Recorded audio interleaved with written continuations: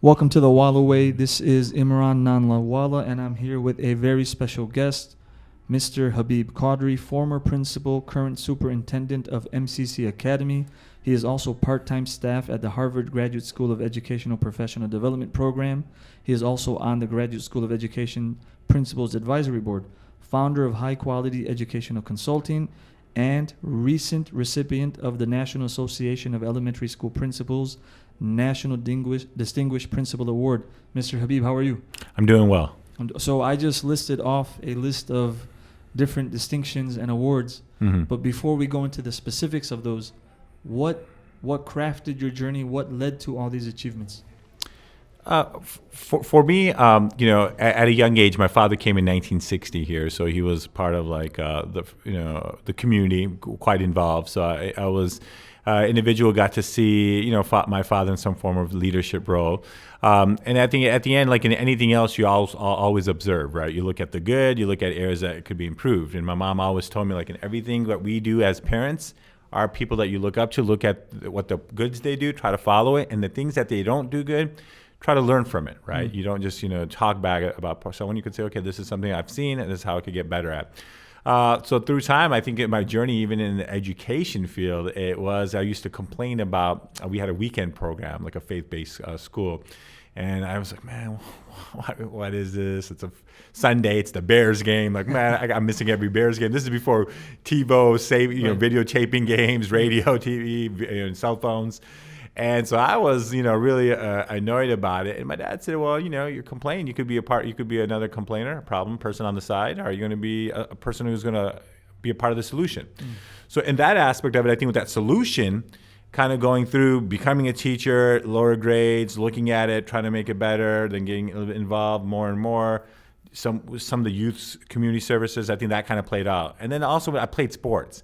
So at a young age, I came like the captain in my baseball team, and then even the basketball team, I became like the captain. So sometimes, my mom says, like, look, maybe God's giving you some leadership traits. So now it's how you use it and manifest them in a proper way, or you could just use them like, okay, whatever, or just never take advantage of it, or at least help use that in a proper way. So that happened. So I think in the education part, working, slowly kind of building, having your own teaching, working the youth, kind of like setting up like the clubs.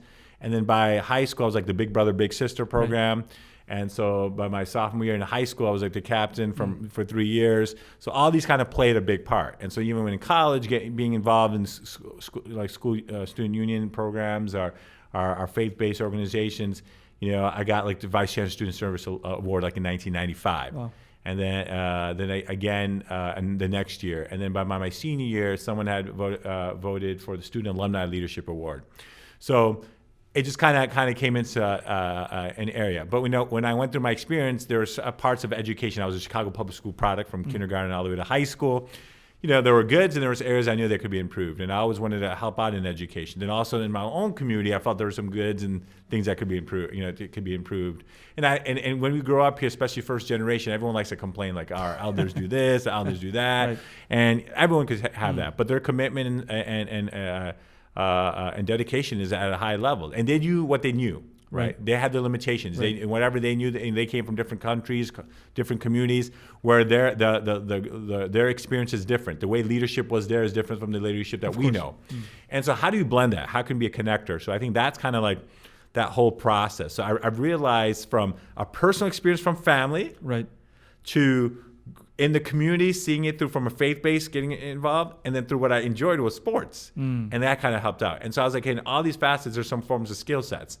And I say, well, our duty as now, if I believe in faith, is that it's not just to be a popular, but how do you use that to help connect others and moving people forward? So in the education realm, in the sports realm, and in the social realm, right? And so that's why the Big Brother, Big Sister program, or even my own faith, to start like a club, like a Muslim club, in a high school, is maybe the first nationally, just because I was like, well, maybe we could do this. So that played a big part. So one thing that you said was very interesting is, even I'm in my 30s now, and I used to complain a lot about the elders in our community. And you get frustrated with the system. But now being at the stage of my life where I'm at now, realizing that they came here in the 60s and 70s, no support, no infrastructure. Right. You mentioned the limitations in terms of the cultural Yes. background they came from. Correct. But look at all that they've done, you know, in Yes. terms of paving the way Uh-huh. and really getting us where we're at. Yes. Now, I want you to touch upon something that you referenced earlier in terms of leadership, being involved with children. Low-hanging fruit would have dictated that you could have gone into a business or corporate background, Mhm. made a lot of money quickly. I mean, you have the Mhm. the charisma, Mhm. you have the education. Mhm. What specifically, beyond what you already mentioned, made you focus on education? You know, one, I think it was really huge was my parents were very supportive of it. Mm. They said, look, you know, hey, this is an area that if you have a passion for it, you know, the slogan I use at the school is do your best, God will take care of the rest. Mm. But I really learned that from my dad. He goes, look, whatever you do, you got to try to be the best at it. You have to have self-reflection. Like, and one thing real leadership is like self-reflecting, like, you know, if you really did your best, or did you kind of like just did 50, 70%, right? You don't want to say the word, right? But so that's where it's a question. So I think that became a big thing. So when it became, and I remember I was in the public school sector and I did some administration, teaching Chicago and Detroit public schools, and became an administrator in Chicago, Detroit public schools. And the opening came for a private school sector. And I was going back and forth, man, do I want to? Right? It's you know, like, okay, what are, you know, and there's that question like, oh, people are going to think like, man, you know, like, oh, maybe he couldn't get another job, so that's why he came here. Right. Or, hey, you know, why are you going to do this? Like, you know, how much situations. I mean, this was a school that went from, in 14 years, 7 different principals, right? So you're kind of like, okay, man, you know, do I want to do this? Do I not? And then my father sat down and he goes, look, if you feel you can make a change and, you know, we're okay with it, are you going to be okay with it, right? Is your wife going to be okay with it? And I had that conversation. I said, look, do you understand that it's a nonprofit, it's a community organization, and that sometimes it's community, you know, there's a lot more other factors, right? You know, the administration hasn't gone well. Financially, they were in difficulty, right? But I took it as a challenge because I could be like that other person on the side, like, man, these nonprofits over here, religious-based, man, they don't work well. And I was like, well, do I just jump in? Because there has not been a first generation jump in yet, right? Everyone's like, okay, everyone had were maybe like, you know, professors who were somewhat in education, but not really like education elementary. Right. They jumped in, but they're doing what they had to do. So kind of just jump, you know, I was like, look, you know what? You know, faith plays a big part, right? Because hopefully in our faith where like when you do good work, hopefully you try to do work, hopefully there's reward here. Maybe it's not a finesse reward here, but also there's a reward in the hereafter. Right. So that kind of played a big part. I think faith plays a big part in kind of saying jumping into this, or that self-satisfaction that, hey, look, it's not all about money. It's about just, you know, a lot of, you know, research shows like most people who are happy are the people who service others, right? You know, it's not always about me. We see that all over the world where people just like, you know, the YouTubers, where they're all on the money, but money after realize doesn't always bring the happiness, right?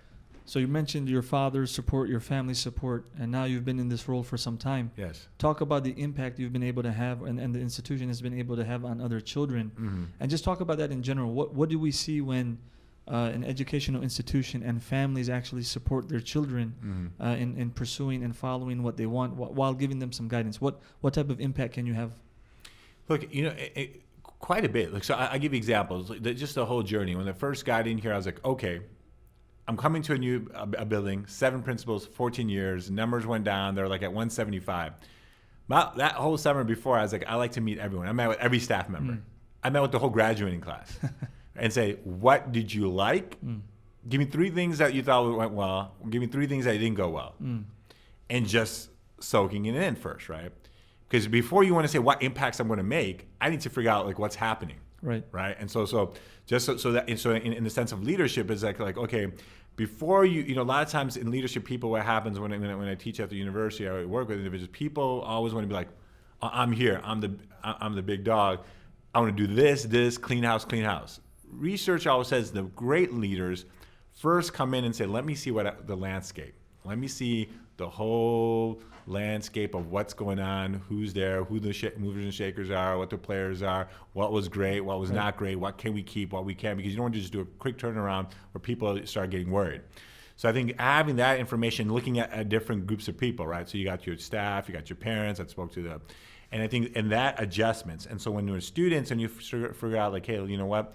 The sense of belonging, right? Research shows that one of the big things kids after your basic necessities is to belong to something, to be proud of something. And we can't just be like, oh, you know what, we're just one faith-based, you know, that connects us. But how do you make sure that for them to be proud of their faith base or their ethnicity, whatever it is? I think those kind of challenges kind of came into play, right? Of first reevaluating the thing, and from there, kind of seeing like, hey, when you start buying in and kids feel like, hey, I am listening, and that's the second thing of leadership is after look at the landscape, listening, and the third is reflecting on what we just heard, and now slowly implementing. You know, would be like the fourth process. And what are some of the results you have been able to achieve through this institution? What have some students gone on to do? Yes. How do they, how do they rank in the state, in the nation? Right. So you know, it was great. I mean, you know, and you know, winning the award, they looked at one of the areas that they looked at for our award there was 4 categories. And so one of the first categories was they looked at academic success. And so, you know, when 2002, when I first got here, I started documenting all our scores. We were at 68 percentile as a school nation with the Iowa test. Chipped away 72, 78, 80, 80, all the way down to, I think 2016, 17, we were at 88 percentile. Like, so we showed in like the 15 years, slowly as a school, all the documents, and we went from class by class, from that same class, how did they, you know, tracking that first grade class all the way to 8th grade, doing every class in second grade, 2004, 2005, 2006, just to compare that second grade teacher every year. And it's like, well, do we see patterns? Are we seeing, you know, so using data. So we got kids who do score well. We had, mashallah, now you had from graduating class of 4-5 to now from 175, we are all the way up to 740 kids. Wow. Mashallah, a lot of the kids who graduated, what's nice is that 70% of the kids at least take some form of honors class in the high school level. So we want to show it, because a lot of times when you're in private schools, a lot of people, and especially if they struggle, they're always looking for that one thing that didn't go right? I'm like, okay, and I realize in our faith, you know, sometimes faith, you don't want to brag. But I was like, hey, people need to know, because if you don't know what's going on, so have that. So we wanted to show that, and even the community impact of, hey, having 20, 30 different after-school programs where they could come, anyone could participate, anyone from the community, and seeing that growth. A lot of our kids being leaders and of their schools that they go to. A lot of our kids, like last year, 9 out of the 10 kids got to some form of a selective enrollment program in the Chicago Public Schools. We only had 10 kids who lived in Chicago Public Schools, but 9 of them got into some form of like a Bond Student Scholars program, or they got into Walter Payton. So, you know, any specific IB program. So what it shows is that, hey, kids can have this opportunity, you know, to do well if they, you know, and putting effort. So I think that became a big thing, success stories. And the other thing is about faith, right? You know, we really want to make sure that you be proud of who you are. Now, kids are going to have their challenges. Man, all of us go through it. I don't care what age you are, you're all still going through some challenges. But the idea is that they know who they are, and certain times they're going to make bad decisions. But hopefully, you know, if the shepherd's good to the sheep, even if the sheep gets lost, he'll find his way back home. Right. Great point. What are some things parents can do at home to support their children while they're growing and developing? So what would you like to see as a complement to your school at the home?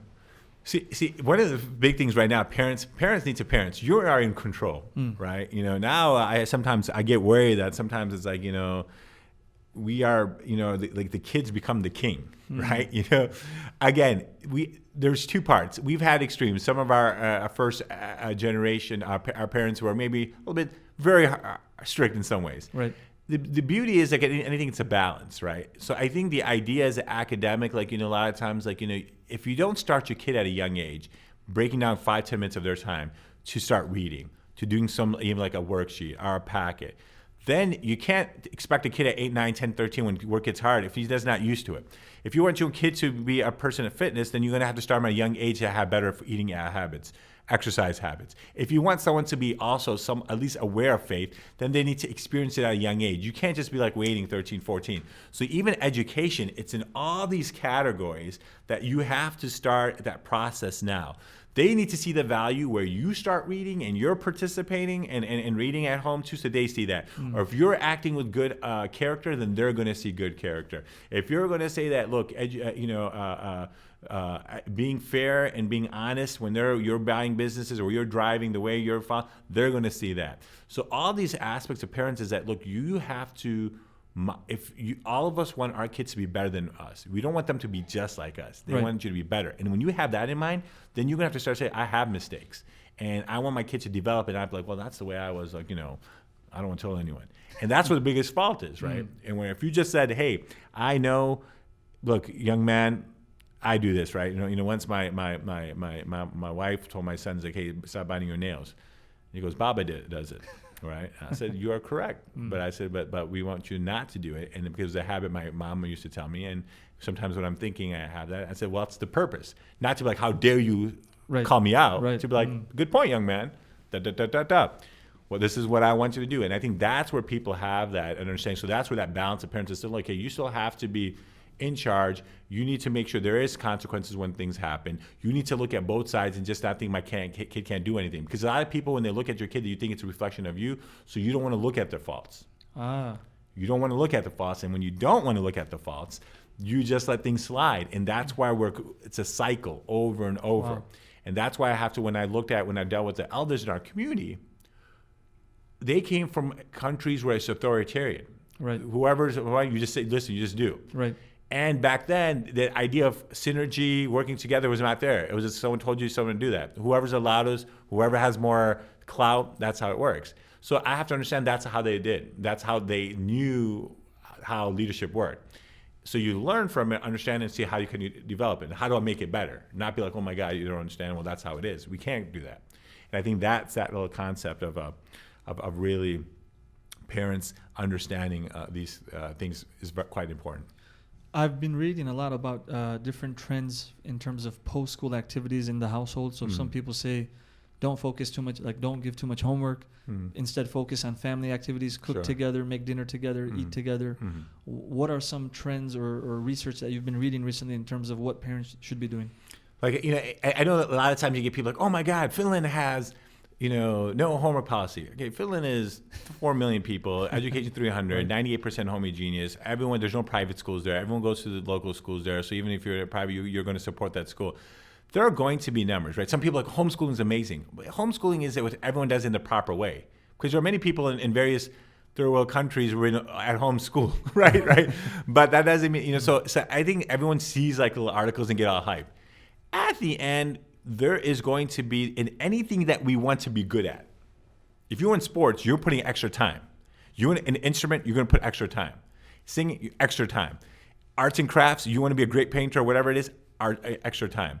Any field that you want to be good at, comedian, whatever it is, any hobby to any academic, math, you could be like, but how do I be at the expert level, is giving more time. Even in reading, a child who reads 20 minutes to 25 minutes extra for pleasure starts at a young age. By the time he gets to 8th grade, the likelihood of that individual to score to 80 to 90, 100%, 90 percentile is a lot higher significant than a child who only reads 4 or 5 days. There's going to be outliers who are significant. So the idea of this thing, I think, is very important that in academic there needs to be time, but the idea of also the social interaction with family. Because now kids, it's all about I, phone, I this. And so now people are not eating together. They're not communicating. Kids are communicating through text to their parents. That's a problem. The downfall of the parent relationship and interaction is there. And so the idea of academics kind of having their place 15, 20, 30 minutes, setting that side aside, and then having the other time like this hang out. Because if kids don't see father and mother, and it's so important for girls to have the father's relationship. It's, boys with their mother's relationship. For kids to see the parents got at least, a healthy relationship. And I think those all play a part. And all of us have our challenges, but it's to understand what should they be experiencing, what can we say it's just an internal issue, and not through our own struggles throw it out on the kids. So I think what's happened is because of that, we haven't seen that core of hanging out and playing together. And I know a lot of times, like, well, my dad didn't do that to me, so why do I need to do that for them? Times have changed. This generation has come to a generation they've never known there's a life without cell phones. Right. My faith-based community has never seen where that faith has been under scrutiny. Right? This is a generation where they have now access to any information all over the world.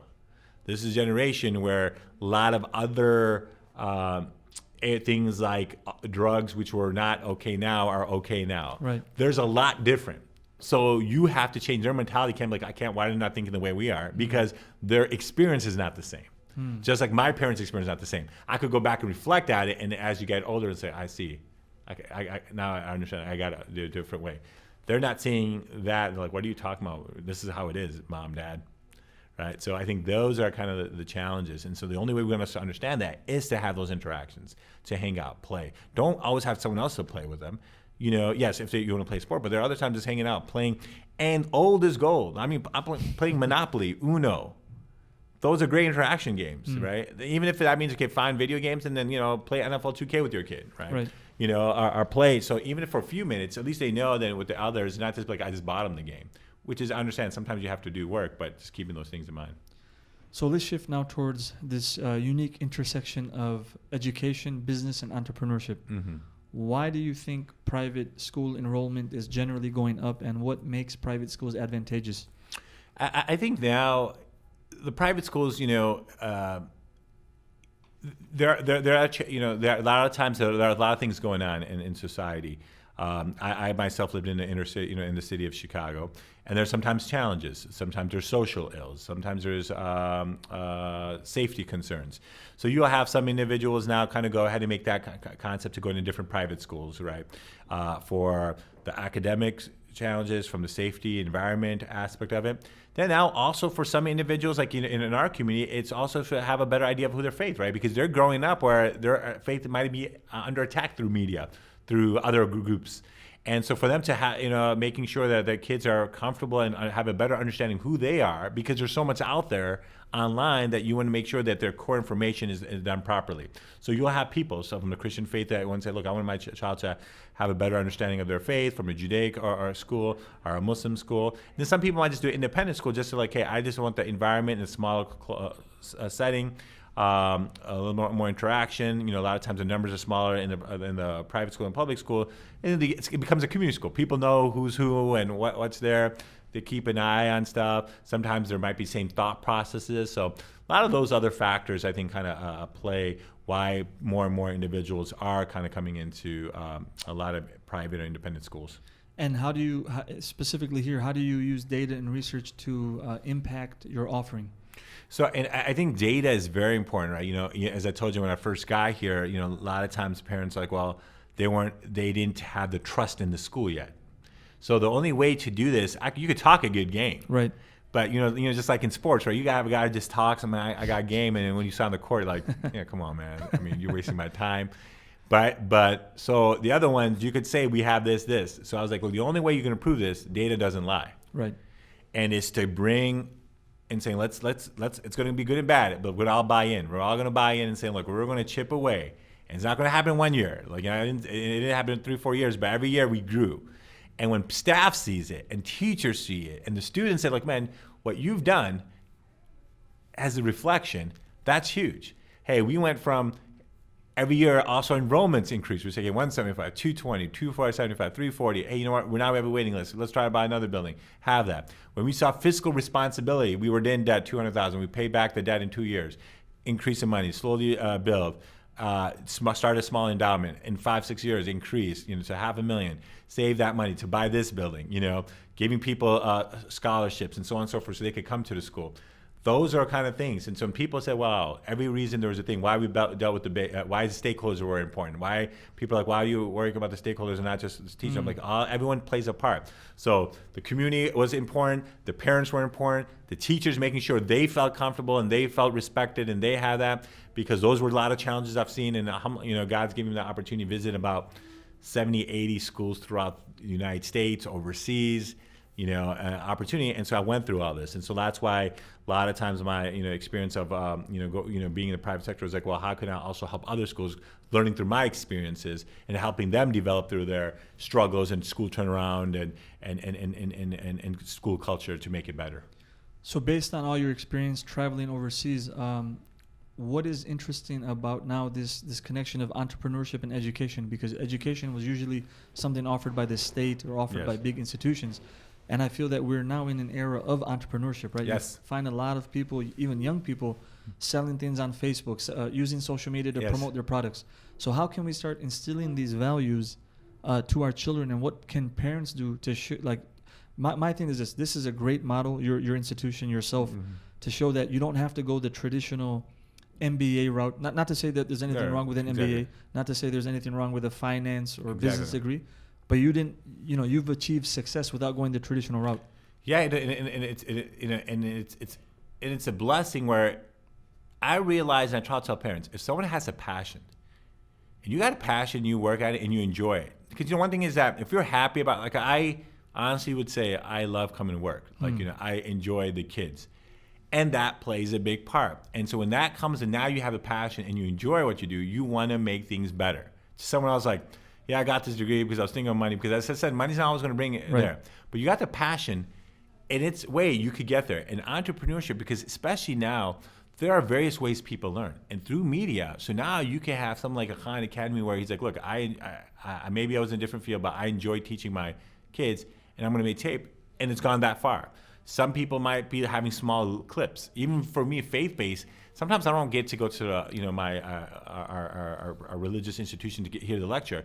But now, if I know I got someone I enjoy, maybe lives in another state, but I could listen to him anytime, that has changed the game, right? So now you could get tools, find something. Sometimes it could also be trouble, but if someone guides you and you kind of clear through, you have now resources, even for teachers, who's like, well, this is a great idea. I could share that idea. And some people are just kind of set aside and say, look, I'm just going to provide resources, and that's what my tool is. And there's called there's one that's called the teacher toolbox, where there's just provides all these resources for a certain price. So I think it's great because now people can share ideas, get things through, and they just can't be like, well, this is the way I teach and that's it. It's like, no, if you want to become better, you want to look. And for me, when I go visit, it's not always I'm telling them. I'm learning from them. I'm like, okay, well, that's a great idea. I'm going to take that. Because and when someone just thinks like they know it all, that's a problem. Because a kid, you tell them you're always going to learn. And there's no such thing, even us as educators, like, man, I know it all.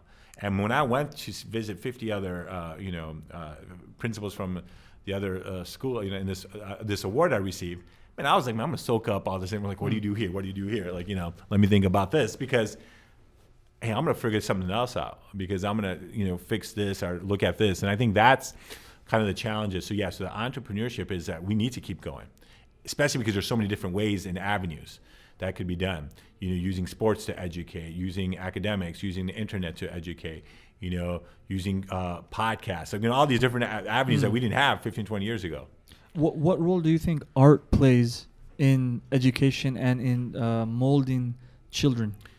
It's the creativity, right? See, when people think of art, especially, a lot of people are like, oh, drawing, right? Arts is a lot different, man. I call this art, media, right? Like, you're looking at it and your creativity. Like, I used to, when I was a young kid, man, I used to do little small skits, like in our faith-based program sometimes, right? And one of my buddies, he's a very famous comedian.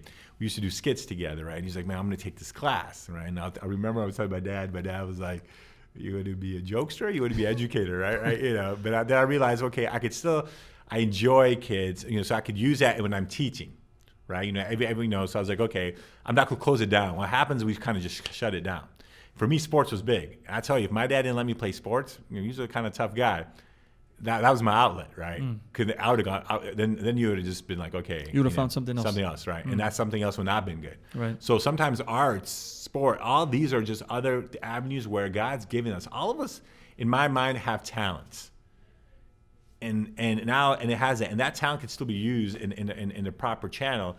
It has that, right? And I think a lot of times I always tell people, even when someone's like, well, I want to go into this field because my parents, but because I think this field might not financially support. I'm like, okay, go in that field, still do this on the side until it becomes big, then flip over. Don't shut it down, right? And I tell parents, you can't shut something down it's part of them, because then it becomes anger, resentment.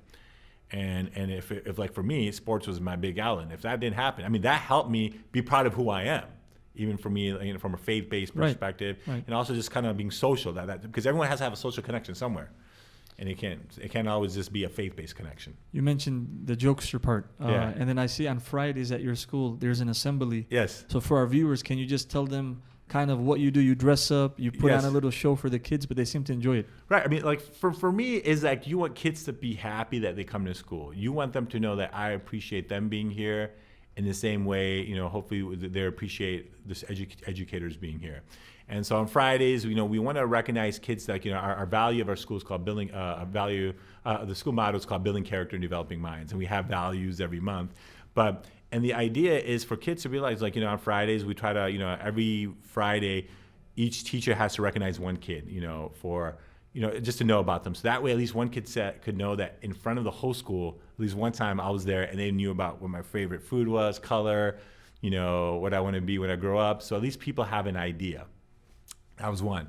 The second thing we try to do is like, look, there are throughout times, sometimes kids get recognized when they do something wrong. Like, man, you didn't do this, right? And that's, sometimes the troublemakers are the most popular.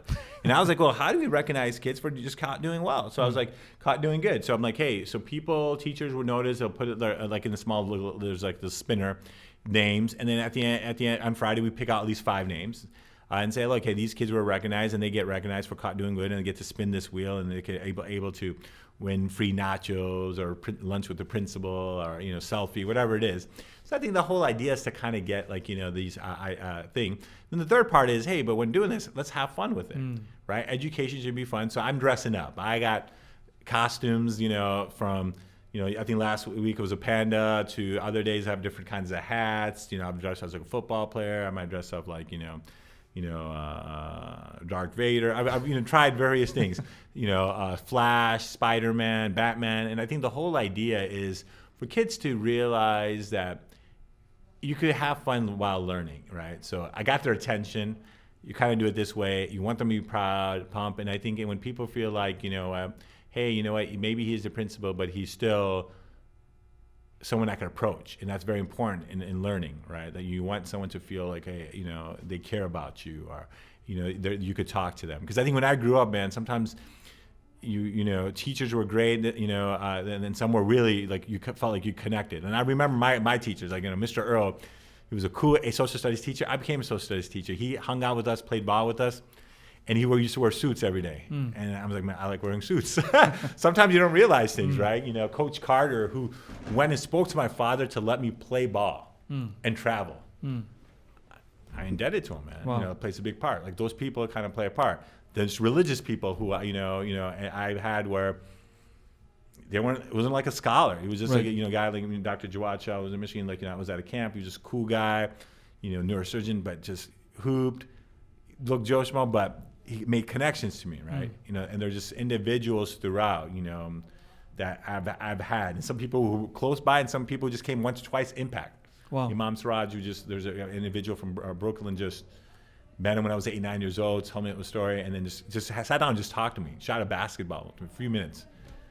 Change the game. So one interaction can do it. Do it, man. You never know, because like, man, well, okay, they're not, this person's that, and it could be an educator, like, okay, this, not all teachers are this way. Could be some spiritual leader, hey, now, this way. It could be like just, that's why I was like, a police officer, 1-2 police officer could impact a kid's life in a good way. I gotta have that. Anything, any individual at any time, you never know. And I always tell kids, you never know what impact you can make at that time, man. It's crazy. So in closing, I'm gonna give you the last word. What message do you have to the aspiring leaders, entrepreneurs, people who work in nonprofit activism, irregardless of what field they're coming from? I think you touched upon leadership, collaboration, sharing ideas, many things. So what closing words do you have for them? So I think first and foremost, I would say here's 4 or 5 things that keep in mind. One is reflection. You need to kind of reflecting on yourself constantly and looking at what's out there, what's there, if you're going into leadership or entrepreneurship. Second of all, listening. You got to listen to what's going on there, looking at your faults, looking at what's good about you, what things you need to improve on. Third is then, and when you want to make change, look at it. It's going to take time. It's progress, right? But that progress will have its ups and downs. So you got to have patience. But with that patience, the other key factor is to be positive. You got to always, be positive. And then when you have that positivity, and that kind of gets through. And then when you have positivity, you can't realize you can't do everything by yourself. You need to have collaboration with individuals. You could think you're the man, but you could be easily humbled. So the idea of always realizing that you need someone to help you get there, and you have good intentions, so they don't think like you're just using them, right? Because some people just use that, and then people figure this out. But if you want to say, look, I'm growing, but I want you to grow too, that's a key factor. Right? That's when someone's like, okay, we're all going to buy in this because I know what you're trying to do. We're all trying to win. It's not about you're trying to win. We're all trying to win. And I think those kind of play a part. And the second thing is and my last thing I think, which is important, I think for me just personally, is that there has to be a calling for you. What's your calling, what your areas and strength. But Then there's sometimes it could be a spiritual aspect of it, whatever it is, but or whatever you might think. But there's got to be some purpose of why, right? Because when things don't go the right way, you got to have that. So having good advisors around you and good friends are sometimes faith. If people want to follow you on social media or read some of your works, where can they find you? Our school website, mccacademy.org, and now we're updating my personal consulting company at www.hqec.net. So hopefully in the next few months, all our articles, clips, and everything will be kind of posted up there. And just very quickly, what are some services and offerings that your personal company offers? So we do consulting from teacher workshop, parent workshops, to evaluation of the school, consulting just on leadership. So sometimes I have principals who just call me, hey, what can I do here? Where we just go by phone. Sometimes it's kind of come there. So a lot of times it's on parents, teachers, administration aspect of it, school governance, and even with the board, kind of having that. So kind of looking at all avenues of the school, just because now I've been here for about 20 years doing this and I've been at every stage, so that's kind of helped out from the volunteer aspect of it, from the teacher aspect, from administration to department head to, principal and now superintendent. Thank you so much, Habeeb. And it's a bless you, and thank you for this opportunity. You're welcome. Thank you. WalaWay listeners, like and subscribe, leave your comments below, and until next time, we'll see you later.